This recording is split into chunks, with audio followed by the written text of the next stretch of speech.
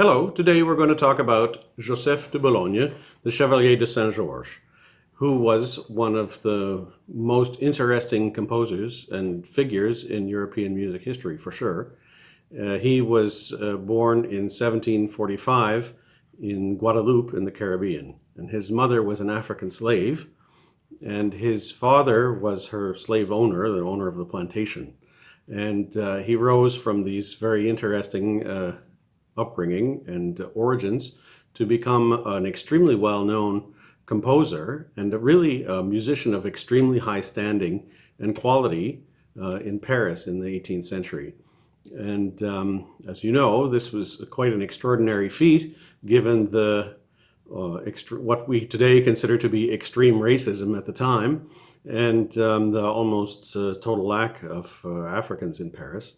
And it's really quite a fascinating story, and I'm telling you his life story is a prelude to the performance by Ossio's principal string quartet of his String Quartet No.2.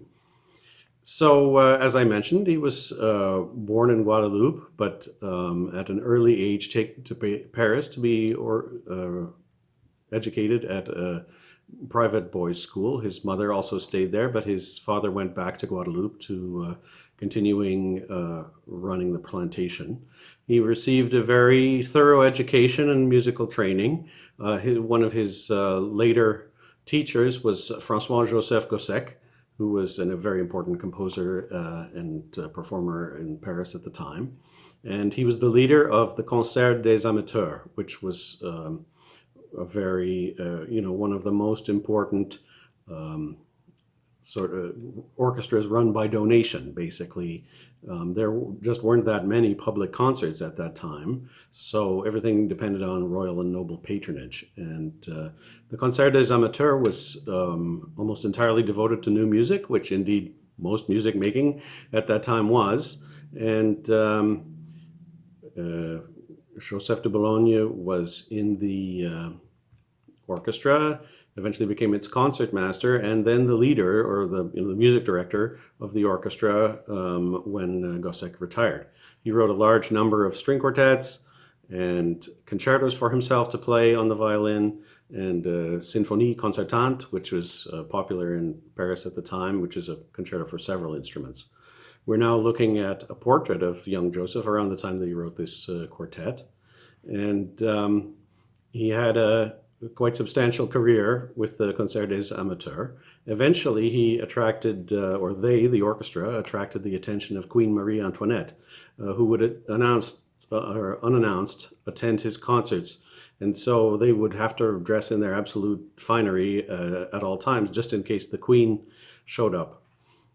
At the height of his career, when he was in his late 20s, he was actually considered to be the music director or considered for the post of music director of the Paris Opera, which was and still is one of the most prestigious musical posts in Europe.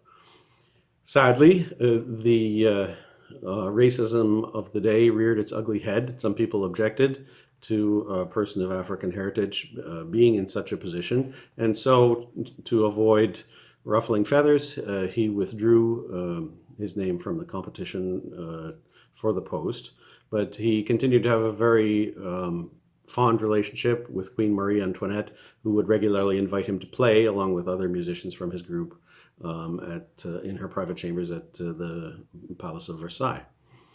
He made later on a transition into writing more operas in the 1770s and 1780s.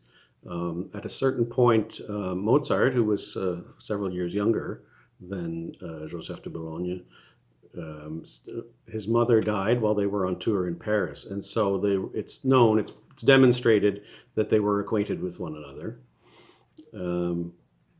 At a certain point, politics interfered in his life. We're now looking at a portrait of him as a little bit older, and you'll see that he's holding a sword. And that's because apart from his musical training, he also received military training, and particularly fencing, what he was quite expert at. In approximately 1786, he spent time in London, where he made contacts supporting the French Revolution. He also continued to work on his fencing skills. Here's painting with a noble woman and Saint George fencing. It was a very interesting match because she was 59 years old at the time, but an acknowledged expert at it. So this was one of the events that he got into. He bounced around in Europe a little bit, in London and also in Lille in France. At the time of the French Revolution, he was invited to create his own regiment, which was named after him and was consisted entirely of colored men and was on the Republican side of the French Revolution. And it didn't see too much action and had problems raising funds, probably again for racist reasons. And so, as you may know, the French Revolution was quite a chaotic time. During the Terror, he was actually imprisoned for a while, but this was how the politics went in those days. After the Revolution, he resumed his musical activities and wrote more music, and according to his own account, had never been playing the violin better. And unfortunately, he died only at the age of 53 of an unknown illness in 1799. Our principal string quartet, as I mentioned earlier, is going to play for you his String Quartet No.2, which was written in 1770 or 1771 and published in 1773. The French idea of a string quartet, which was a very new form at the time, which was a bit different from Haydn's idea of a string quartet, the Austrian composer. Haydn in his early days experimented a bit, but certainly by that period in time had established that his string quartets, like his symphonies, would have a fast movement, a slower movement, a minuet, and then again a fast movement to conclude, and would last up to a half an hour. In fact, that was sort of their normal duration. This early work of Saint George is much shorter. It's only 10 minutes long, and it follows the model of his teacher Gossec.